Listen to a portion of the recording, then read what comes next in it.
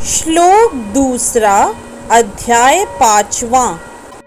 श्री भगवानुवाच संन्यासः कर्मयोगश्च निःश्रेयसकराव उभौ तयोस्तु कर्मसन्न्यासात्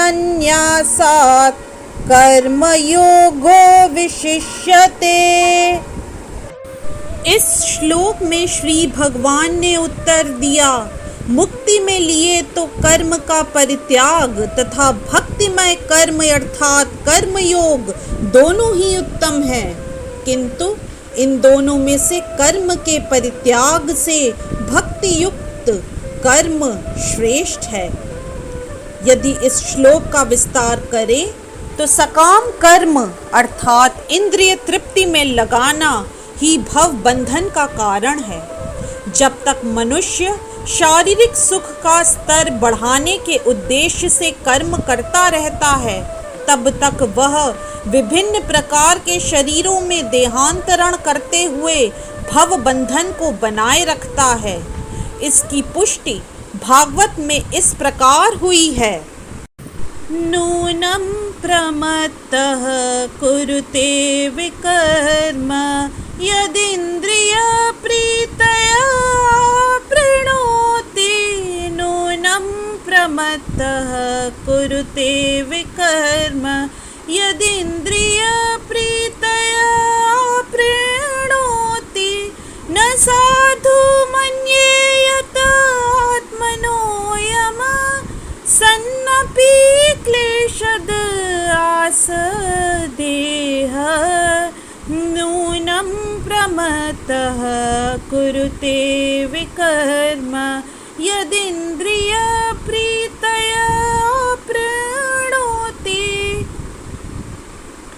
पराभवस्तावद् बोधजातो यावन्न जिज्ञासत आत्मतत्त्वं यावत् क्रियास्तावदिदं मनो वै कर्मात्मकं येन शरीरबन्धः।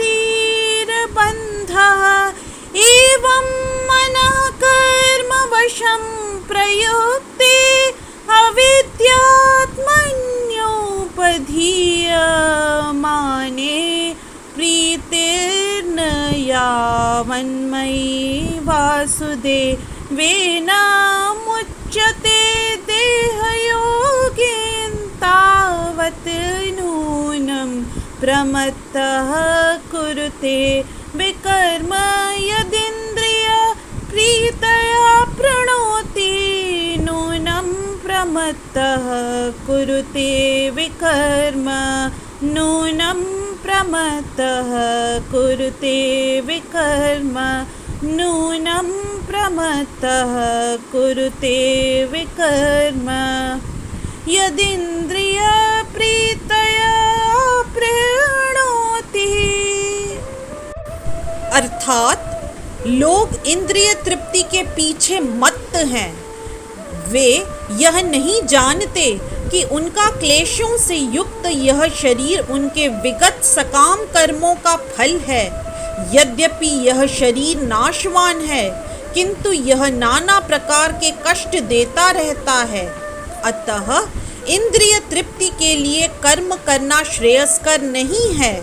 जब तक मनुष्य अपने असली स्वरूप के विषय में जिज्ञासा नहीं करता, उसका जीवन व्यर्थ रहता है, और जब तक वह अपने स्वरूप को नहीं जान लेता, तब तक उसे इंद्रिय तृप्ति के लिए सकाम कर्म करना पड़ता है।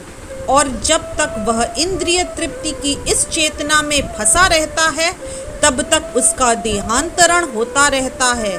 भले ही उसका मन सकाम कर्मों में व्यस्त रहे और अज्ञान द्वारा प्रभावित हो, किंतु उसे वासुदेव की भक्ति के प्रति प्रेम उत्पन्न करना चाहिए।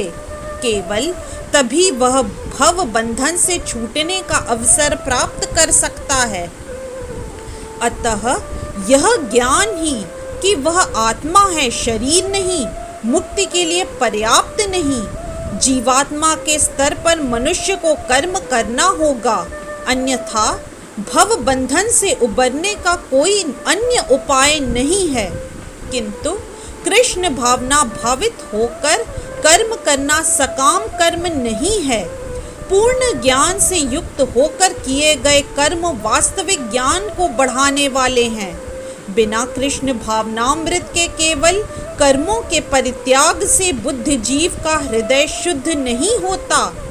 जब तक हृदय शुद्ध नहीं होता तब तक सकाम कर्म करना पड़ेगा, परंतु कृष्ण भावना भावित कर्म कर्ता को स्वतः सकाम कर्म के फल से मुक्त बनाता है, जिसके कारण उसके उस भौतिक स्तर पर उतरना नहीं पड़ता। अतः कृष्ण भावना भावित कर्म संन्यास से सदा श्रेष्ठ होता है, क्योंकि संन्यास में नीचे गिरने की संभावना बनी रहती है। कृष्ण भावनामृत से रहित संन्यास अपूर्ण है, जैसे कि श्रील रूप गोस्वामी ने भक्तिरस सामृत सिंधु में पुष्टि की है।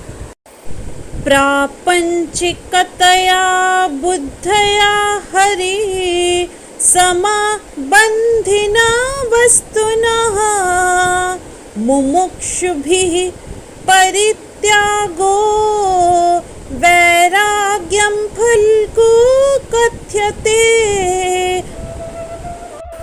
अर्थात जब मुक्तिकामी व्यक्ति श्री भगवान से संबंधित वस्तुओं को भौतिक समझकर उनका परित्याग कर देते हैं तो उनका संन्यास अपूर्ण कहलाता है।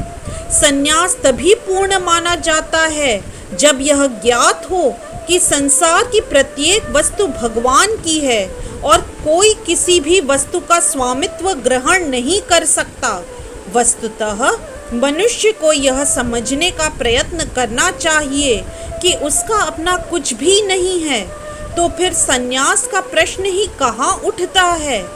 तो व्यक्ति यह समझता है कि सारी संपत्ति कृष्ण की है, वह नित्य सन्यासी है, प्रत्येक वस्तु कृष्ण की है, अतः उसका उपयोग कृष्ण के लिए किया जाना चाहिए। कृष्ण भावना भावित होकर इस प्रकार कार्य करना मायावादी सन्यासी के कृत्रिम वैराग्य से कहीं उत्तम है। इस तरह से श्लोक 2 अध्याय 5 की व्याख्या यहीं संपन्न होती है। जय श्री कृष्णा। यदि आज का वीडियो आपको पसंद आया तो कृपया लाइक, सब्सक्राइब, कमेंट और शेयर करना न भूलें। चैनल का नाम है मिस्टिक फेथ।